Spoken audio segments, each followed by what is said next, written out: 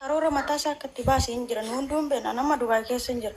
Garuu warri ijoollee biyyarraa fidaa jiran mootummaa wanti beeku seerri biyya kanaa wanti beeku hin jiru. Yeroo ijoollee biyyarraa fidanii seeranii kan fidan biizaa darsomaasii tikeetti kutamee kan dhufan. Isaan alatti yeroo as fidan ijoollee affananii waan barbaadan godhaniitti geessanii mana maadaamii galchuu.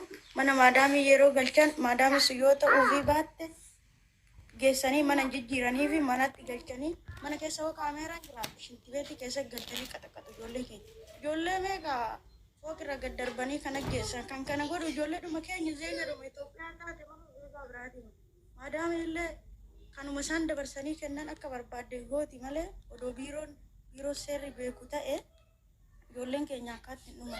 Dhugaa rabbiif taanaan waan baay'ee jira Dubaay kana keessatti wanti waliin baane. Ammas deddeebi'ee wanti isinitti himnu gara Dubaayitti mootummaan eeyyamee hojjetaadhaan agirimentii hin qabu. Dhimmi intiniin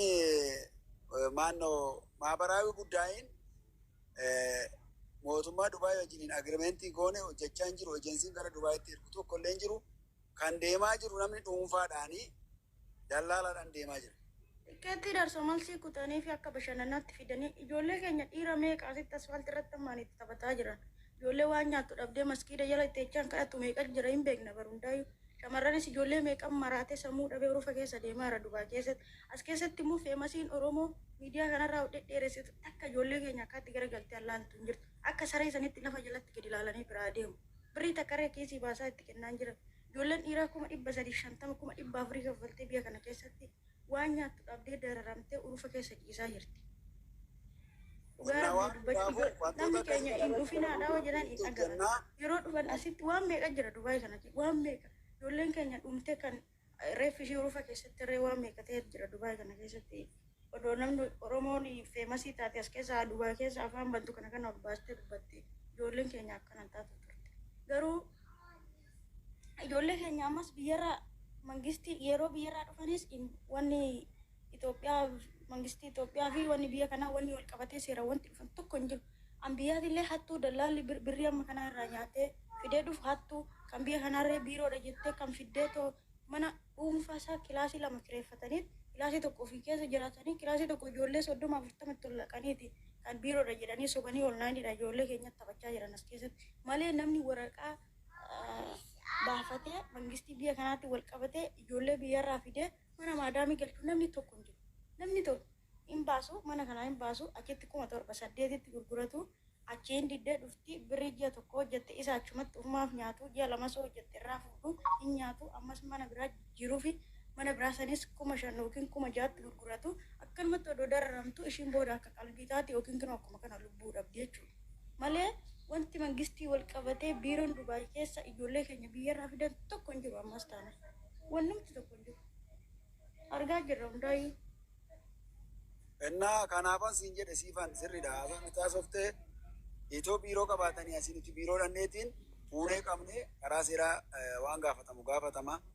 Amma garuu viizitiidhaan deemuu achitti hafuu wanta akkas akkasiiti daldaalaan hojjetamaa jira malee karaa seera qabeessaan namni Dubaayitti ergu tokko illee hin jiru. Kana hubadhaatiin tini godha. Amma kan deemamaa jiru karaa ejensiitiin deemaa kan jiru Saawudiidha. Saawudii warra Saawudiitti ergaman biiroo isaanii dhaqxee gaafachuu dandeessa, mormuu dandeessa. Biiroollee hanga irratti cufsiisutti akka abbaan biiroo sanillee hanga hidhamutti gochuun hin danda'ama karaa seeraa jechuudha. Sababiin isaa dhaabbanni kun nama tajaajiluudhaaf eega dhaabbate uummata keenya darare taanaan uummata hin gargaarre taanaan mana ittiin jijjiirre taanaan akka isaan rakkina biraatti dabarfamanii kennama hin godha taanaan namichi kun biyya irratti hojjetaa jira biyyaaf hojjetaa hin jiru waan ta'eef mootummaan immediately akkasuma tarkaanfii irratti fudhata. Qoosaa miti jechuudha. Kanaafuu isa akkas akkasii kanaan biyya keessaa ani karaa leegaalii ejensii qabatu isin gargaaruu dandeenya. Kan achi keessaa garuu isintu wal gargaaru. Isintu informationii walii dabarseetoo wal gargaaruu danda'a. Ammaaf garuu namoonni itti dhiyaatan Abudaabiitti naannoo Abudaabii jiraattanii itti siqtanii imbaasii naannoo sanaa gaafachuu hin dandeessu. Namoota naannoo sanaa. Micoon duute barboleetti jabduu qabdi asii seeri micoon amma buute tun irree tsahaay ani ijoollee lachuu qaama nan beekaa ishii duute tanallee waliin argine ijoollee lamaan garuu micoo tsaayitan afaan mana tokko keessa jiraachaa ture wajjiniini. Mucoo obboleettiin ishii tuunitti ishiin guddoon ishiin jabduudha. Warri ishiin bira hojjetturree nama gaarii dhabeettee waraqaa qabdi. Inni eeyyamuu fi bakka buutirree waan barbaadde gochuu hin dandeetti. Ishiin tuun seenaan sun nama kontiraata jala jirti natti fakkaate malee ishiin tuun kontiraatuma jirti garuu warri ishii nama gaarii. Obboleettii ishii taa nama uffilannaa fudhatte kana jechuudha. Kanaaf yoo ishii dhumti jabaattee reeffa obboleettii ishiin galfatte malee Oromoon Dubaay namni ishii nama gargaaree yoo ijoollee mana maadaamii taate malee ijoollee mana maadaamiitiin ala namni feemasii Oromoo jedhamte Dubaay keessatti namni gargaaree reeffa micootanaa hundi ishiitu diina wajjiniin awwaalti malee wanti dhugaa micootanaa baastu hin jiru. Ammas immoo dhugaa micootanaa odoo biiroon kun biiroo seeraan ta'eeti dhugaa micootanaa ol ba'uu danda'a. Amma biiroon irra biiroo mangistiin biyya kanaa waan beeku hin qabu. Amma maadaamittiin illee biiroon kun irree harka wal keessaa qaba. Dhugaa micootanaa ani waan ba'u natti fakkaanne nuumti jabaanne firumti jabaatee warrundi miidiyaa kanarra jiru jabaatee yoo micootanaa biyyatti galchan malee maal qabbanee waan isaan godhaa turaniitti taphachaa turan ikkoo hin beekne as keessatti. Akka diraamatitti reeffa isheetti taphataniiti bara. Kan ishiin biyyatti galte reeffi ishee lolli meeqa ta'e. Kanaaf deemasii Dubaay keessaa waan abdatan tokkomtu hin jiru. Dhugaa rabbi. Gubannee jiran hunduu akkatti dubbannu dhabne humna dhabnee dubartummaan nu dhibe malee waan baay'ee argaa jirra namni keenya asitti maal akka ta'u. Minaan fuunuu naannurree nu hudheeti kan jiraachaa jiru. Ijoollee keenya ayyaana argaa jiru. So, amma guddaan obboleettii sun erga embaasiin daawwaleetti jedhameetta siifan. Kottu jedhanii daawwalanii kaleessaa jechuudha. Erga kottu jedhanii mee maal jette obboleettii sun deebii amma yoona maal argattee jirti laata namni bilbila ishii beektan jirtu. Oota nashiis akkanumatti hangalaatta dhugaa. Odoo dhugaa naafuu barbaadan. Seerri Dubaay koo namni beekuu hin beeka. Seerri Dubaay baay'ee cimaa. Seerri Dubaay dhugaaf tattaafata malee dhugaa awwaaluuf hin deemu. Garuu namni dhugaa awwaalu numatu wal awwaala. Numa warra biiroo fi numa warra dallaalaa biyyaa tanatu ijoollee keenya fixee dhugaa isaanis awwaalaa jira malee seerri biyya kanaa mangistiin biyya kanaa omaan hin goone. Warri ala hojjetu koo warri waraqaan qabdi kabajameet kan jiraachaa jiru biyya kana keessa. Dhugaa rabbiif dubbachuuf taana. Yeroo darbee yaadattu warra waraqaan qabne ji'a afur natsaa baafadhaa dhee kenneen mangistiin biyya kanaa. Mangistii biyya keenya caala nu danda'e nu jiraachisaadha mangistiin biyya kanaa.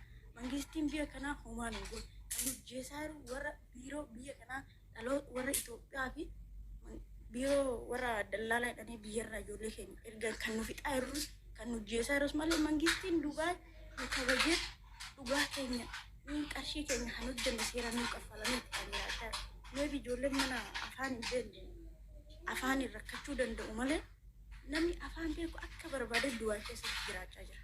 Namni waraqaan qabne yoo jechuudha. Kanaaf kan nu hojjeesaa jiru saba keenya. Biyyarraas taanaan biyya ormaatis taanaan jechuudha. Mangistii wanni nu godhe tokko hin jiru. Ammas immoo odoo nuyi walii kaanee ta'u walii jennee walii iyyina mangistiin biyya kanaa furmaata dhugaa jiru furmaata hin kennaa gumaa micootanaatis nama nu baasa. Garuu nuyi walirratti wal ajjeesna akkamitti mangistiin biyya ormaa nu dubbata. Ganuu wal awwaalle.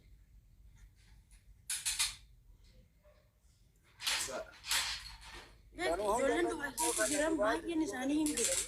Waan wanta irra Rakkina Dubaay keessa jiru ijoolleen Dubaay jirtu hundi hin beekti addisiin. ijoolluma shawaa qofatu Dubaay keessa jira moo Nu hundi hin beeku.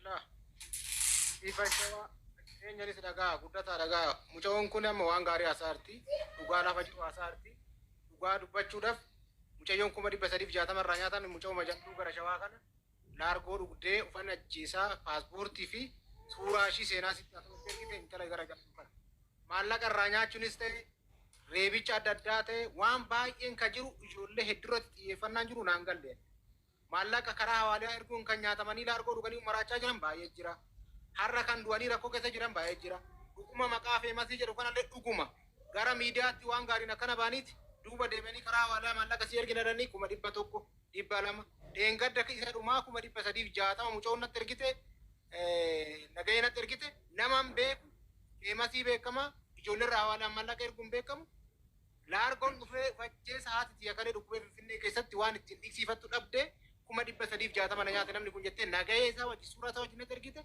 ufan ajjeesa kun paaspoortiin kiyya kana suuraan kiyya kana seenaa sitti haa ta'u sagalee naan ta'inaa kun waan kana dhagayettee na gaddisiisaa ture. Jireenyatti illee maallaqa hojjetan illee karaa hawaalaa gaafa ergan nyaatamaa.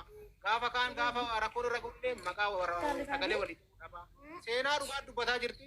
Wal miidhaa ka jiru asiillee 360 50 ergamee kanarratti rakkataa jiru ijoollee dhiiraa hedduutu jira. Kan asii argu nama keenya, kan achitti argamu rakkatu nama keenya, kan achitti warra rakkisaa jiru ijoollee keenya baay'ee jira. Amma nama keenya jechuuf hin ulfaata. Nama afaan Oromoo beeku, nama nu fakkaatudha. Nama saba Oromoo fakkaatee ijoollee keenya irra seenaa hojjetaa jiru, seenaa badaa hojjetaa jirudha. Hundumaafuyyuu akka itti jiran akka malee waan ta'eef siifa shawaa waan haasaa turte kan hundaa qalbifadha. Dhugaa dubbachuudhaaf rakkoo baay'ee jireenyatti illee wal balleechaa jiru baay'ee jira. Waa'ee namaa giddoo galuu barbaade osoo hin ta'in waan qabatama dhagaa jirruuf argaa jirru baay'ee jiraadha. Du'a muca'oo kanaatiif illee akkuma duratti dubbatamaa ture bakka itti duute sababa ishiin duuteef illee qorachuudhaaf ebeloo homtuu bakka deemee dhaqaa jechuun baay'ee ulfaataadha. Itti gaafatamummaa fudhatanii achi deemuu dhiisati maqaa maallaqa hawaaliyaatiin ijoollee baay'ee gurguramanii jiru. Fayyaa dhabanii jiru. Nagayeen dachaa na bira jiru baay'ee jira. Kan gurraa dhageettii ija agartii nama jibbisiisu baay'ee jira. Dhalli namaa namarratti kan hin hojjenne keessattuu dubartii irratti kan hojjechuu hin dandeenye. Hin hojjetan jettanii kan hin yaadne baay'ee jira. Namumti isin beeytan. Ani kana rabbi waan akkas godheef ani hin beeku. Hundumaafuu wanni gara miidiyaa kana deemaa jiru waan ija agartii gurraa dhageettii namatti hin tolle gaafa waan du'aa kana dhageessu garuu nama du'aatu du'aadhaaf hin taane waan taateef sagalee ta'amee fi obboleettii keenya kana dhugaan ishee yoo barbaadamee akka bahu godhamee jennee gaafa miidiyaa irratti dubbannu nama achi keessaa bahin ebelumee bakka kana dhagiitoo nama kana wajjiniin obboleettii kana sagalee ta'e waan jedhin ittuyyuu hin ulfaata waan namaa dubbachuu nama siifa shawaa waan ishiin kaaftu waan dhugaatii wal bira dhaabadhaadha qabatama waan jiru irratti illee xiyyeeffadhaa egaa akkasittiin bilbila maatii fudhattanii waan jirru wal bira jirraa jiraachuun gatiin qabaa jira waliin jiraachuudhaaf ijoollee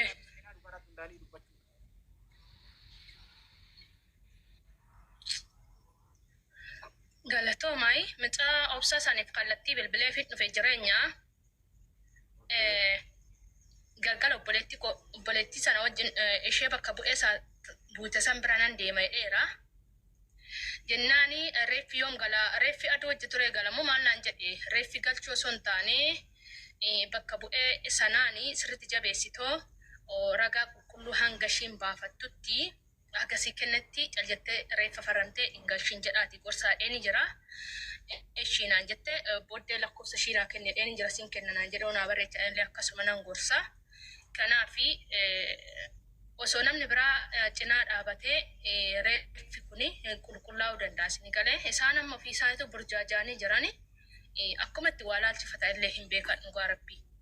Innaa waraqaanii biyyarraa dhufee fi dhufuu baatee fi hin beeku dhimcaan. Ani kabbaan hin konaaf hin eeyyamu yoona heeyyame kadhadheen gana reeffa san biraa deema jechaa jira jechuudha bo'aa jira inni dhugaa rabbii. Innaa dhugaa keenya kuni baay'ee ulfaata dhugaa. Waraqaan akka ergame 100% qulqulleeffanne irraa waraqaan hojjetamee tontalaaf ergameera karaa hin baasi. Ishee amma itti san irraa fuudhi bilbila nama mucayyoo kana deeggaruu danda'u hin qopheessina kudha guddataanis jira bilbilicha fuudhi ishee. Yaa bilbila naaf jedheen biraas ni dhaqee fi haala hawaasa tokko akkanta isheen keessumaa maadaama isheen bira jirtutti illee akka isaan gargaaran illee itti dubbachuu danda'an. Yaa'u dhiirri biyya sana keessaa ijoolleen silaa sodaattuudha. Intala kaleessaa sanatti. Namni nu gargaaru jiru guddaadha. Ijoolleen nu baay'ee ijoolleen guramaa irra guddaa. Dhiira soda hojjechuu qabdu seenaa intala kaleessaa sanattis itti ni godhi. Jireenya gargaartu. Abbaa ta'een buusa seenaa lakkoofsa tokko barreessime. Namni garuu jiraatu kana buusa qabu. Jireenya baay'een deebi'a. Yoo irratti ayidii qabdan intala kana gargaaruu dandeessanii yaadaan waan qabdaniin ijoolleen kun naasuu keessa jiru kan du'e maatiidha. Wanta baay'eetu isaan burjaajisuu danda'a. Bira dhaabattanii gargaaruu dandeessanii koottaatii isa arreessi. Deemaati dhaqaa. Nagalcha itteenyudha. Seenaa ollaa walii tira qabda miti. Yeetaallachi seenaa. Walii tira qabdu ati. Aganni teetta hoo asirratti hin kennine waa hin qabnu hin kennine. Abbaa seenu na galchi buura. Namoota galchi jireenya. Wajaaltu irraa kaasee sii jenna.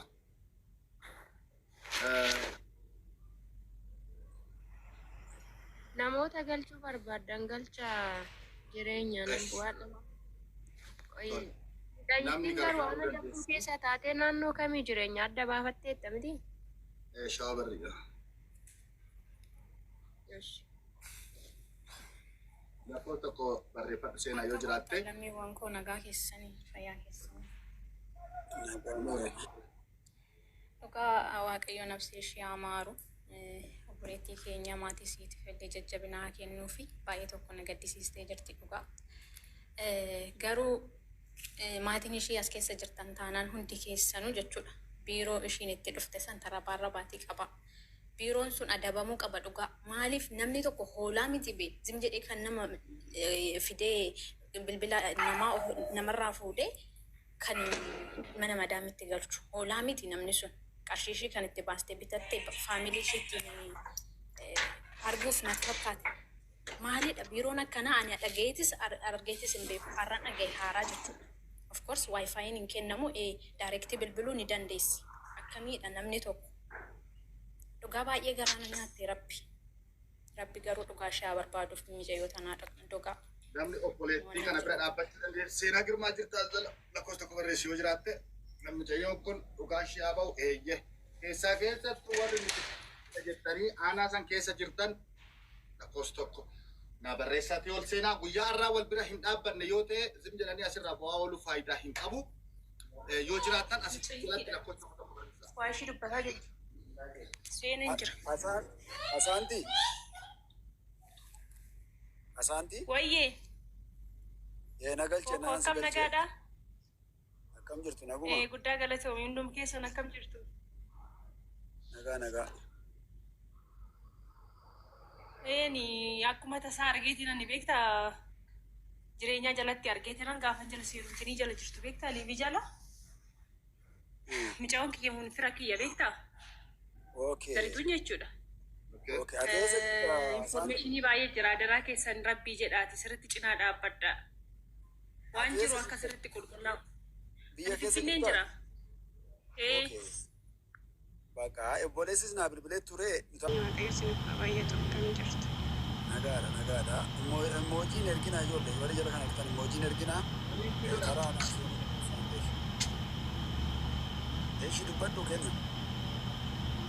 Anirree ammaa fi gara Dubaay hin jiru gara Joordaan hin jira. Mucayyoo faana ollaas turre garuu firummaa solirraa qabna. Jechuun ani dubbii kana kan hin dhagaye kaleessa sun taane dheengadhadha. Jechuun ka amantis dadhabneerra waan jechuus dadhabneerra mucayyoon kun ji'a soomana jijjiirratiin dursitee naa daawwattee turte.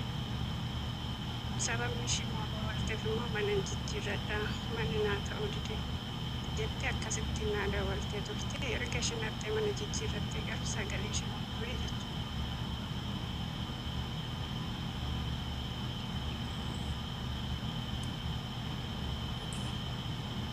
Amma nuti kan barbaannu bareeda namoonni gaafa mooyyootinii naannoo bira dhiisitii namni wajjin guddatee iyyuu hin gaddaa hundi keenya hin gaddineerra.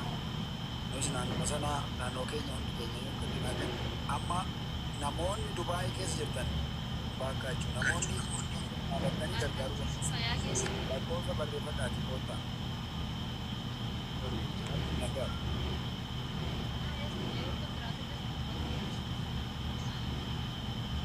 Sama information akkasuma nu gaafatu kan barbaadaa jirru. Namoota fakkeenyaaf haa ta'u malee Dubaay keessa